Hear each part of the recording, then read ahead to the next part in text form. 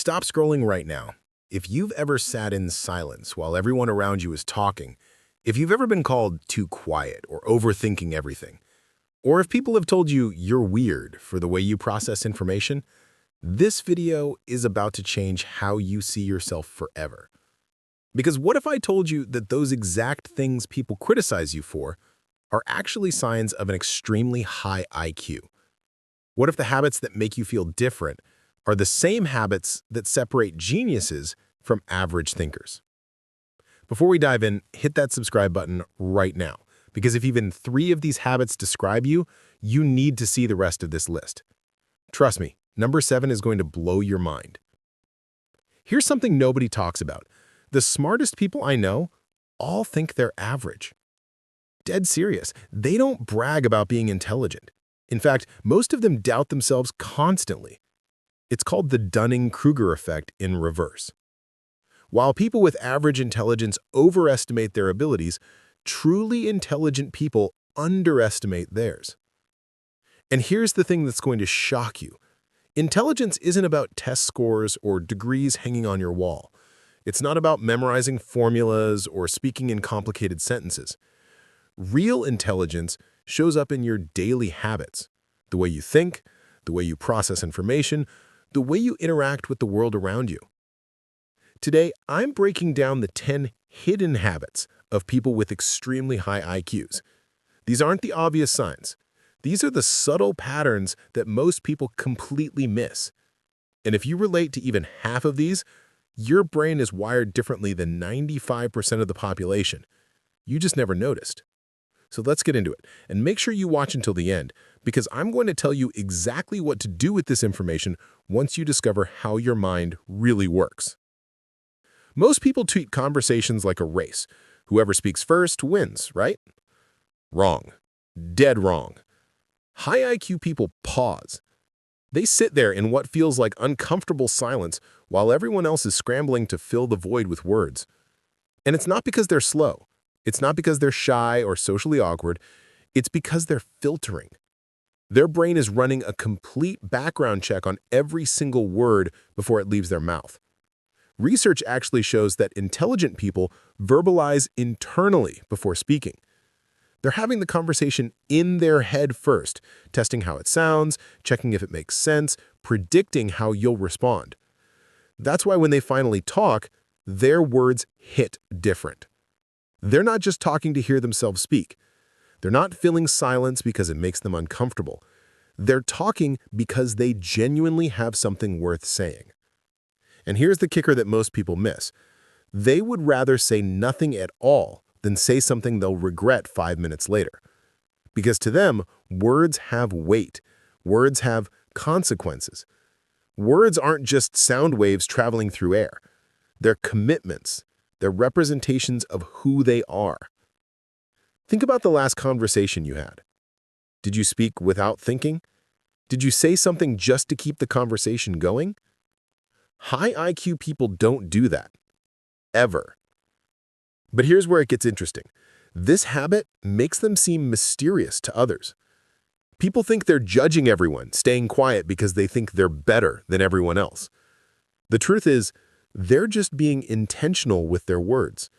And in a world where everyone's talking, but nobody's saying anything meaningful, that intentionality is rare. Let me be honest with you. Smart people are annoying.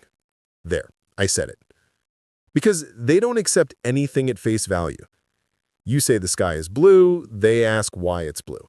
You tell them, that's just how it works, and they're already pulling out their phone to Google the exception to the rule. You establish a rule in your company, and they're the first person asking, but why does it have to be this way? You create a system, and they immediately spot 3 ways it could be more efficient. But here's the thing that nobody understands. They're not trying to be difficult. They're not challenging you to prove you're smarter than them. They're not looking for conflict. They're genuinely, deeply curious about how things work.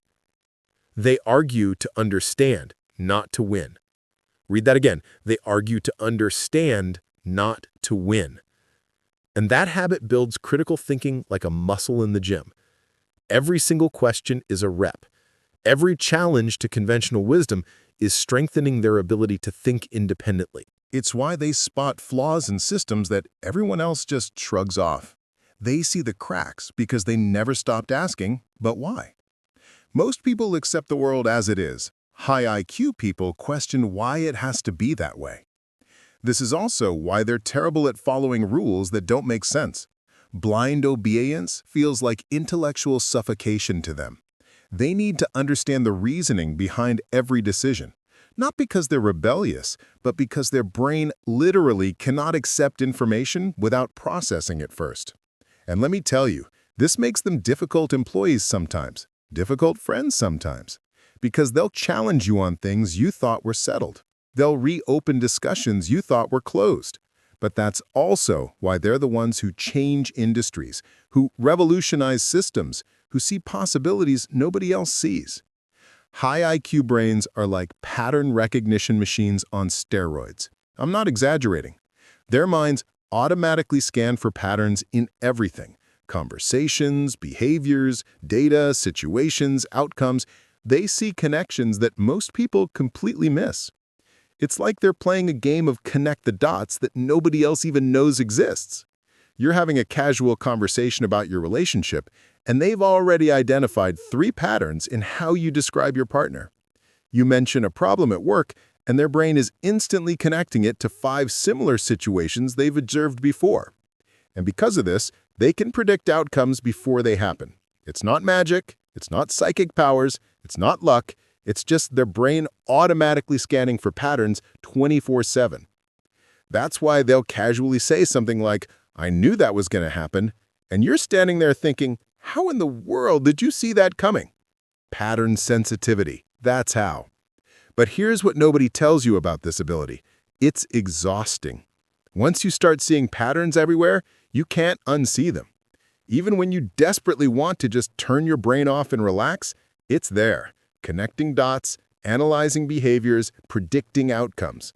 They watch a movie and predict the plot twist in the first 15 minutes. They meet someone new and can read their personality within the first conversation. They join a company and can sense the political dynamics within the first week. This pattern recognition extends to everything: music, art, human behavior, market trends, technological shifts.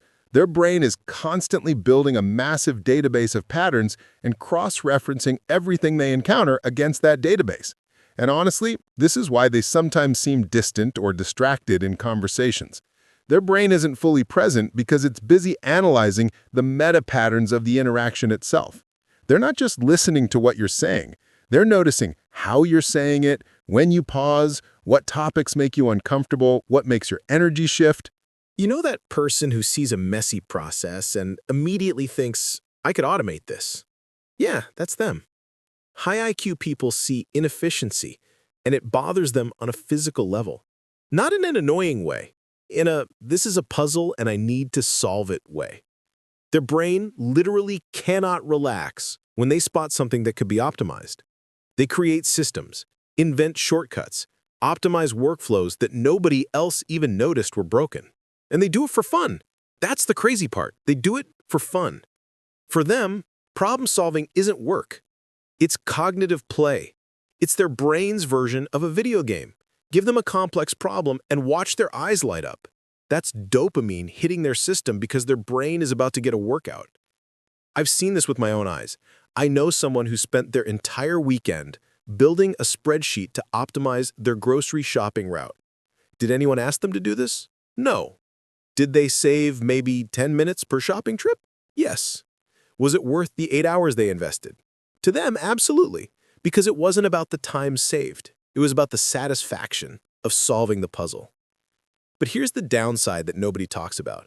They often get frustrated when others don't see the obvious solution. What's crystal clear to them is completely invisible to everyone else. They'll present a solution that seems brilliant and simple to them, and they're confused when others can't immediately understand it. This creates a weird dynamic in their professional and personal lives. They're constantly seeing better ways to do things, but they have to hold back because not everyone wants their processes questioned. Not everyone appreciates having their inefficiencies pointed out. They're the person who rewrites the onboarding document because they found 12 ways to make it clearer. They're the friend who reorganizes your kitchen while helping you cook because they spotted a better system. They're the colleague who suggests a new workflow that could save the team 5 hours a week. And sometimes people appreciate it, but sometimes people feel threatened by it, like their competence is being questioned. That's not the intention, but it's the reality of having a brain that automatically scans for optimization opportunities. Habit 5. They read, but differently. High IQ people don't read to finish books. Let me say that again. They don't read to finish books. They read to absorb models of thinking. That's why their reading list looks absolutely insane to everyone else. Philosophy on Monday, neuroscience on Tuesday, coding tutorials on Wednesday, ancient history on Thursday, quantum physics on Friday. It's not random. It's not ADHD.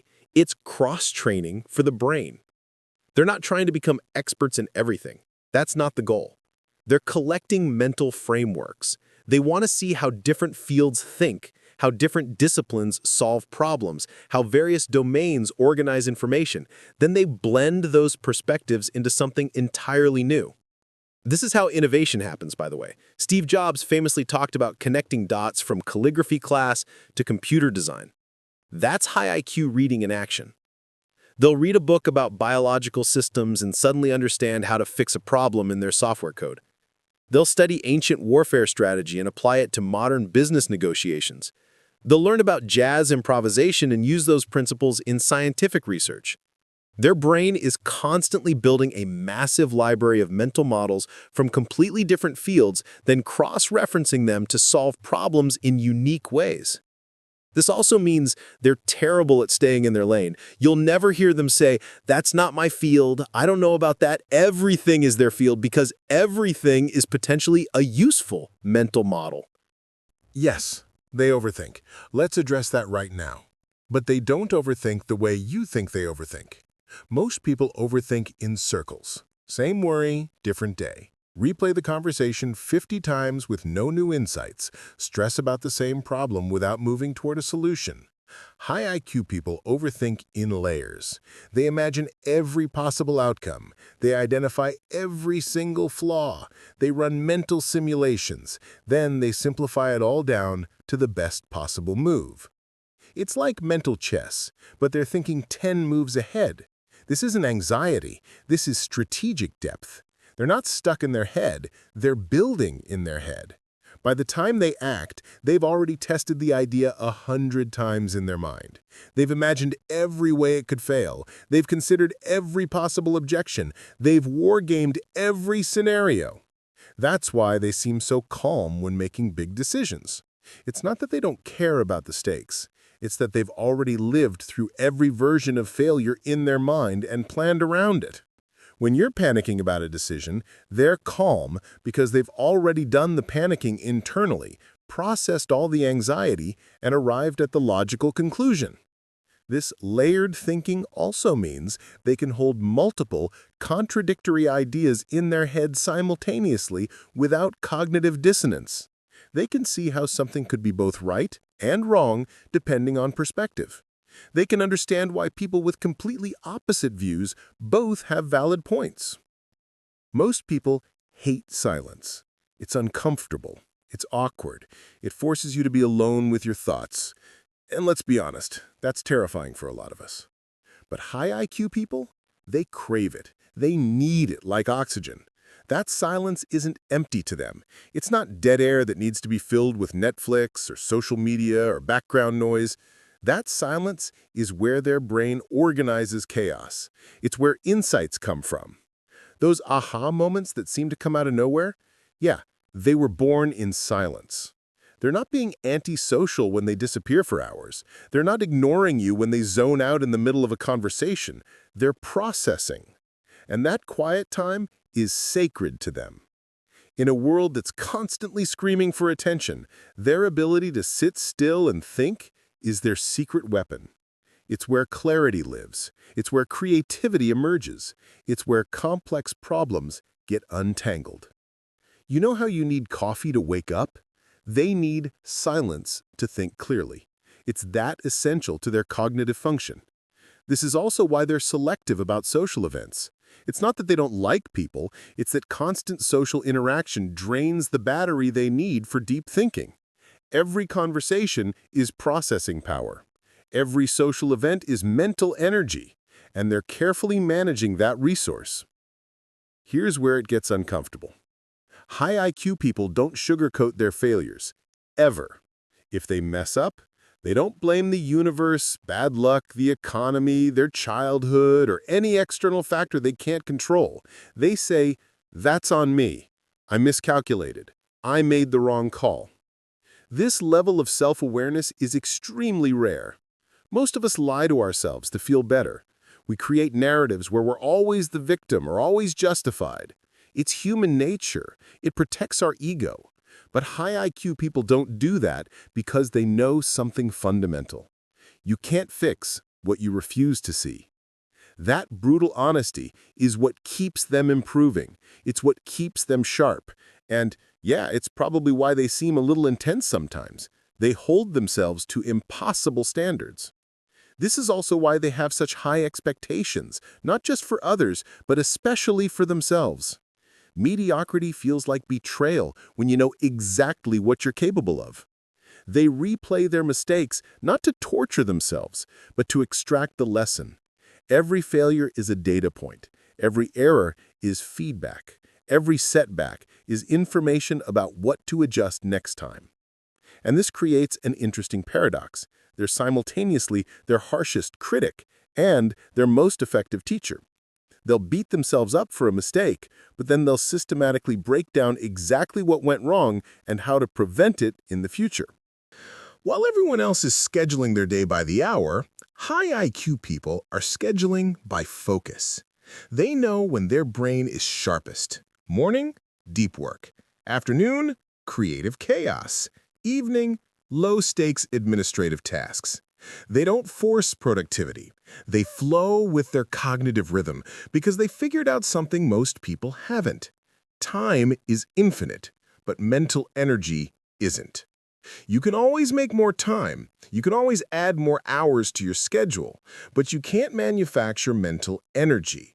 You can't force your brain to be sharp when it's depleted. So they protect their peak hours like gold. Those 2 or 3 hours when their mind is firing on all cylinders, that's when they tackle the hardest problems. That's when they do their most important work. Everything else gets scheduled around that peak performance window. Meetings? Late afternoon. Emails? Evening. Mindless tasks? Whenever there's leftover mental capacity. This is also why they say no to things that seem important to others, not because they don't care, but because they know that yes to one thing is no to something else, and they're fiercely protective of their cognitive resources. Here's the twist that nobody expects. Truly intelligent people don't sound intelligent. They blend in. They code switch. They take complex ideas and make them simple so everyone can understand. That's emotional intelligence meeting raw intellect. Because real genius isn't about sounding smart. It's about making others feel smart. It's about translating complexity into clarity. They don't use big words to impress you. They use clear words to connect with you. And that's the ultimate flex. Think about the best teacher you ever had. I guarantee they made complicated concepts feel obvious. That's not because the content was simple. It's because they were intelligent enough to translate it for you. High IQ people understand that intelligence without communication is useless. What's the point of understanding something if you can't share it? What's the value of insight if it stays locked in your head? So they adapt. They simplify, they explain, not because they're dumbing things down, but because they're smart enough to build bridges between their understanding and yours.